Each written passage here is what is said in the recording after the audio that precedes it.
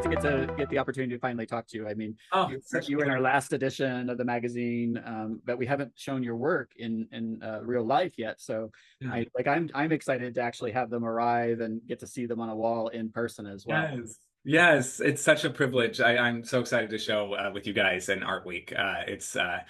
Yeah, it's like I guess like it's a big. It's like I had like a work in Germany for like an 2 nights last year, which was pretty cool. But like this feels more like a extended, proper kind of show. So it's a big deal to me too. So I'm really honored to be a part of this community. So thank Well, I'd love to hear more about the pieces that we're showing and the significance of them, and also I'm really curious about your process as well. So. Yeah, yeah. So the two pieces I'm showing with you guys are Tropical Desertscape and Maximilian. And Tropical Desertscape is this kind of figurative abstract painting that features two men like on the brink of this sort of like intimate moment, but there is sort of this haunting, kind of creepy, ominous presence in this moment that I was really interested in because I think, queer intimacy is really layered and it really can go into a lot of different territories just in your mind, and then the actuality of it is such a different thing as well, just intimacy alone. My husband and I are, we're relatively traumatized people, nothing like, but like there's a lot of things that have come into our intimacy life that we try to understand that can be threatening sometimes, and a lot of it for us is like dissociation, for example, that sort of block that comes into intimacy. That I think again, I've been thinking about our podcast leading up to this, and about it, just speaking about it in term from sort of from this like queer angle, but which is great, but I think there's also so many people can resonate with what I'm talking about and what we're talking about. It's like it goes beyond such just one thing. So like dissociation, for example, I think that's very common, for a lot of people who have gone through some sort of trauma or felt like they were, unsafe or something. So trying to depict that ominous presence that's always there in the background for me, and I'm sure for a lot of people, is really interesting. And to bring it in line with this, with something that should be a beautiful, sensual act, tainting it with our trauma, our history, our backgrounds, how that can come into play with the current moment, and how that can interrupt the current moment or the present moment. And so, and to come to think of it, my work, I've always really been interested in that always, it's always that ominous presence has always lived in the background for me. It's always, and sometimes it's taken the form of spirits, sometimes it's taken the form of like judgment or criticism, but this energy of something that is always taunting you or feeling like it wants to take hold of you and consume you and drag you out of where you are. That's always like been in my, you know, spiritual periphery, if you Sure. want to call that.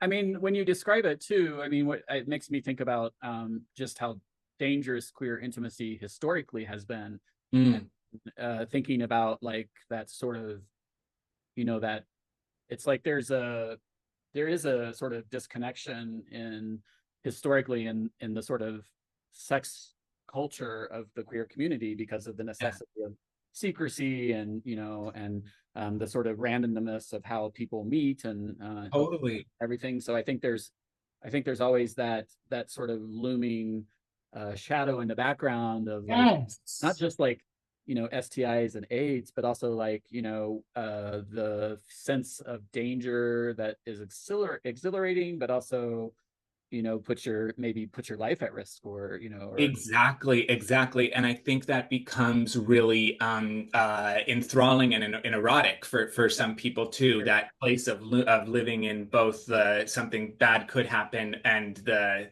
sexuality of it. And I think that's really interesting too, because yeah, like you just said, like, queer people have been it's been so loaded forever. It hasn't just been this like, oh, great. And now we come together. It's embedded in secrecy and in codes and in and this shameful desire, and society has turned it shameful. I don't think it's like an inherently, shameful thing, but it's become, I think that adds to the eroticism too, which is really interesting.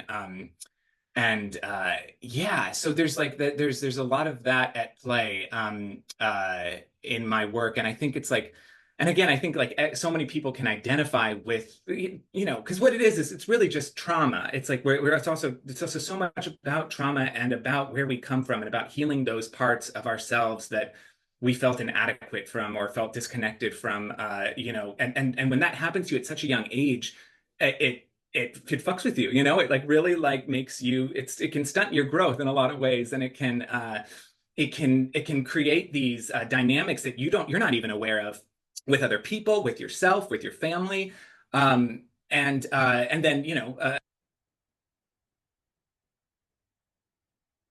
Nope, it went out again. Yeah.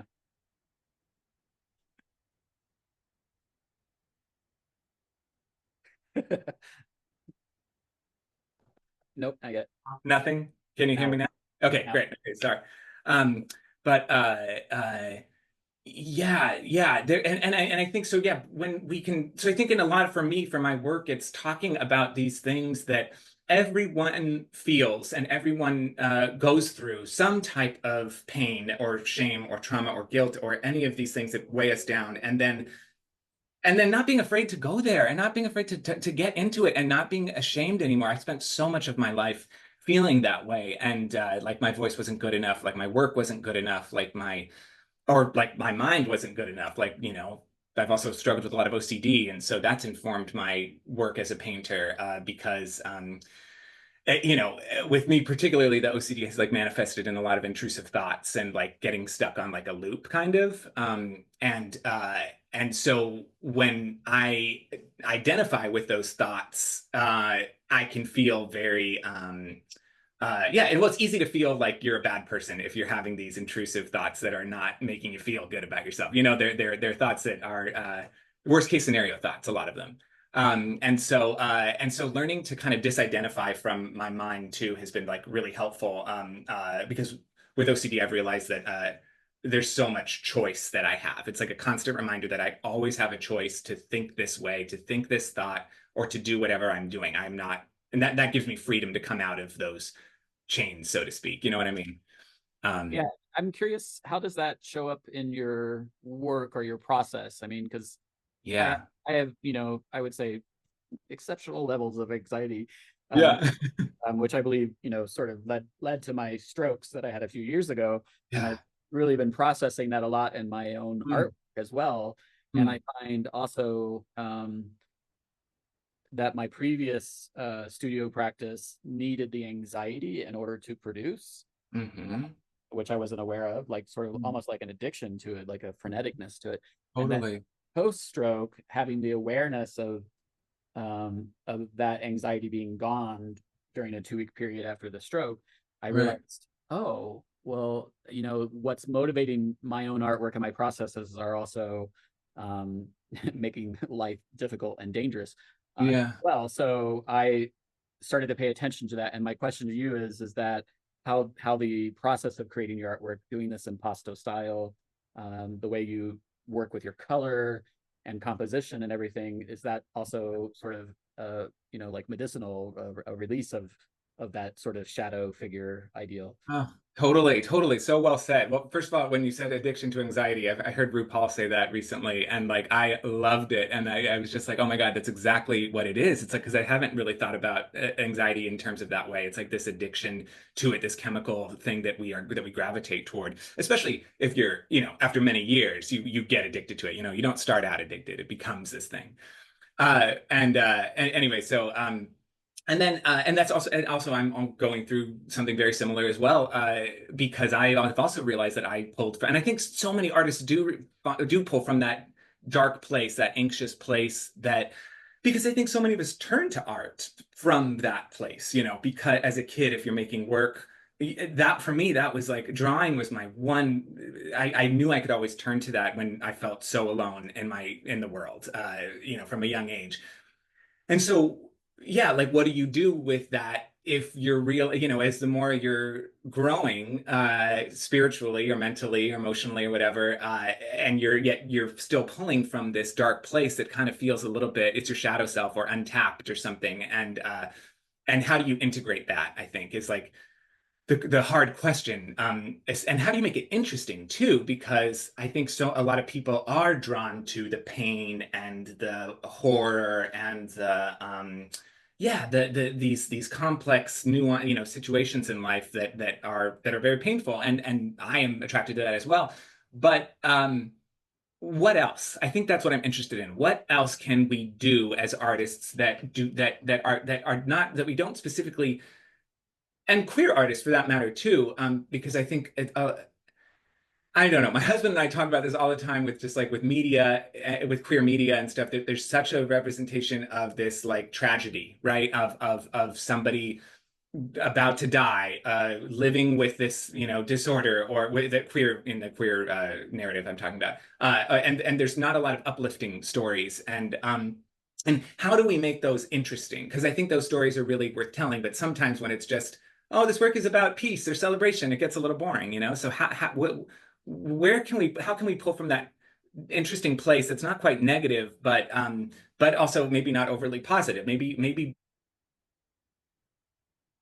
Probably thinking more like about the ideal of balance. Like Pride Month is so celebratory that it doesn't right, seem to acknowledge the diversity of the story necessarily anymore. Uh, right, and so like when I saw Brokeback Mountain, I was furious by the ending of it because I was like, yeah, that's what we need is another queer story told by straight people, oh and my it God, has to yeah. have tragedy in order for it to have validity to the straight audience. Totally, totally, that totally. that Yeah. always pissed me off. I was like, I've never liked that movie. It wasn't about the intimacy between the two men, uh, Right.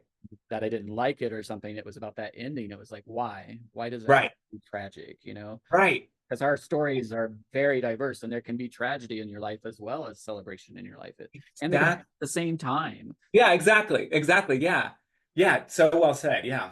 Um, so yeah, I think with like process, it can show up well in a couple ways I can think of.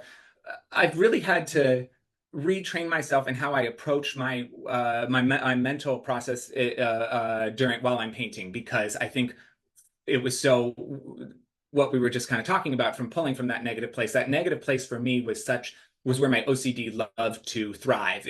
I would feel my mind getting stuck on a loop of like whatever. I mean, it was like, oh, does this like reading into situations, and then that make me feel like a bad person ultimately, meaning like my brain will fixate on something that is unresolved, or maybe my brain perceived as negative, and let me replay that in my mind over and over again, and then let me and then that does in fact inform that I am a bad person. And then I am like, so if I'm a bad person, what do I have of value to offer? So it was this like constant cycle of just beating myself down. And that was my negative place that I pulled from to make art from a kid. It was this cycle, but sometimes it generated really interesting work.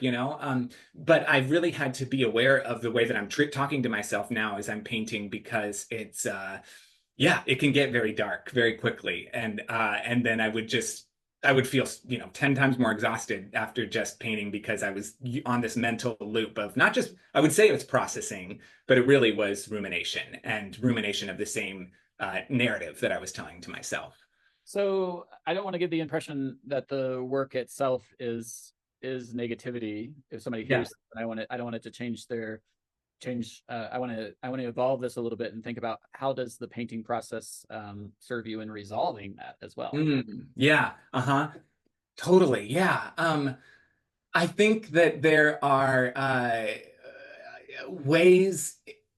I think that okay, so I think it's so important for me as a painter to express my voice through things that are that I find I find so much joy in painting. So for example, colors are so the vibrancy of colors and the experience that happens in my mind when I'm taking in colors has been such a happy, joyful avenue for me to experience joy. It's this it's a celebration. So putting two different colors together makes my heart soar, makes my uh, uh, mind feel very satisfied looking at at some bright, some dark colors, whatever, however we can put them together. I think, and the combinations of combining different colors is so euphoric for me. And that's one thing. And I also think that the layer of like depth and the thickness of a lot of my work makes me feel very